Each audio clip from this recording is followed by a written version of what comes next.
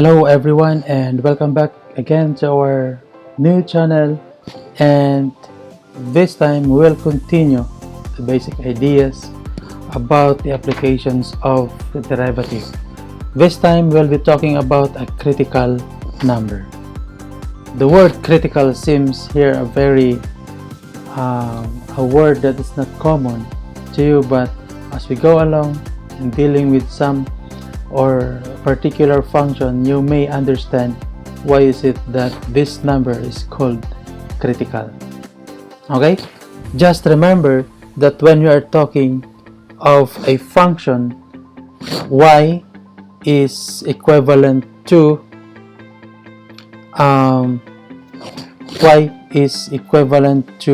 f of x. Okay, when you are talking of f of x, it is the same thing as y.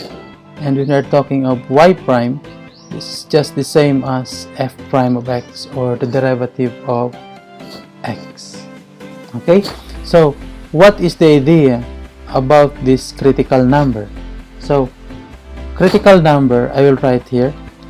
Okay, critical number, or we'll write this one as Cn. Critical number is a value of y. Okay, no, it's a value of x. Okay, so a critical number is a value of x for which the first derivative is equal to 0 and the derivative of a function with respect to x does not exist. Okay, I am writing here a different notation, but we know that the df over dx or df dx is the same thing as the first derivative of the function f. Okay, so in other words, in order for us to find the critical number, okay, so the critical number, the steps that you should do is to find the derivative. Okay, so when you are given a function, the very first step that you should do is to find the derivative in order for you to determine the critical number. Find the derivative, because we know that when we have the derivative, the definition of the derivative says that it is the slope of the tangent line to a curve. Okay, find the derivative, that is step number 1. Step number 2, set the derivative or f prime of x to 0, okay, and solve for x. Okay, and solve for x to determine the critical number. And also the last step, find the possibility, okay, find the possibility that our f prime of x does not exist. There are some cases in a function in which a derivative does not exist. I will illustrate that one in a graph below. Okay, for example, I have here a Cartesian plane. Okay, and I have here a squiggly function, let's say this one. Okay, this is a function, a continuous function, because it has no holes and no jumps. Okay, remember the condition for a continuous function: no holes, no jumps.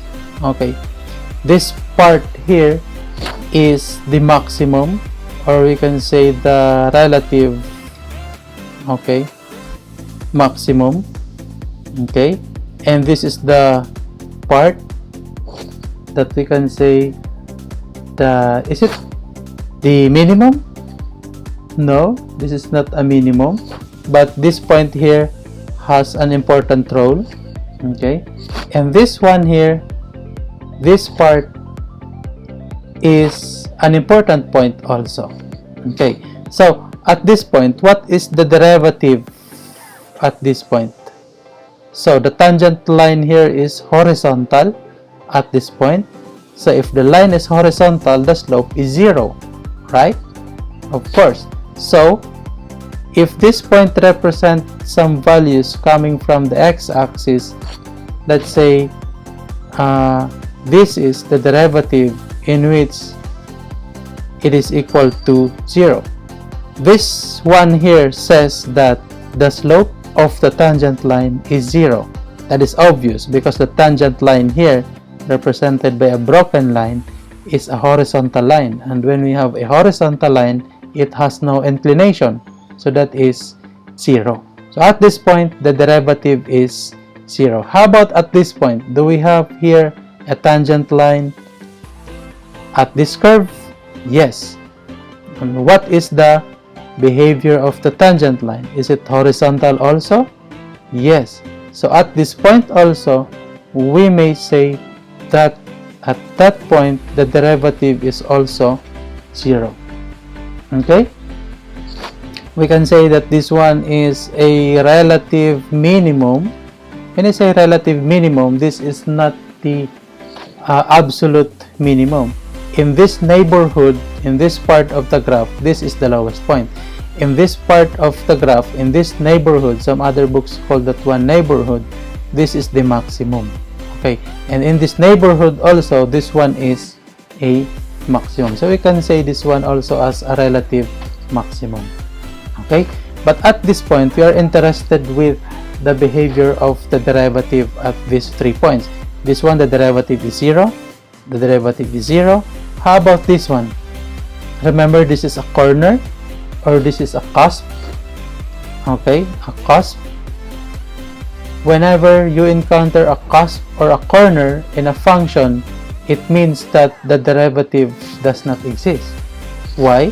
Because the behavior of the tangent line here is like this one, while at this point, the behavior of the tangent line is like this one, and they are not approaching the same number from left to right. So remember, in advanced algebra, in order for the derivative to exist, it must approach the same limit both from left to right.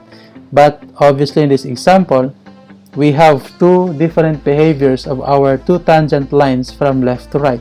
So in other words, at this point, in that cusp, the derivative of x does not exist. DNE represents does not exist. Okay? So, all of these values from the x-axis that represents the derivative, those are this one, this value of x.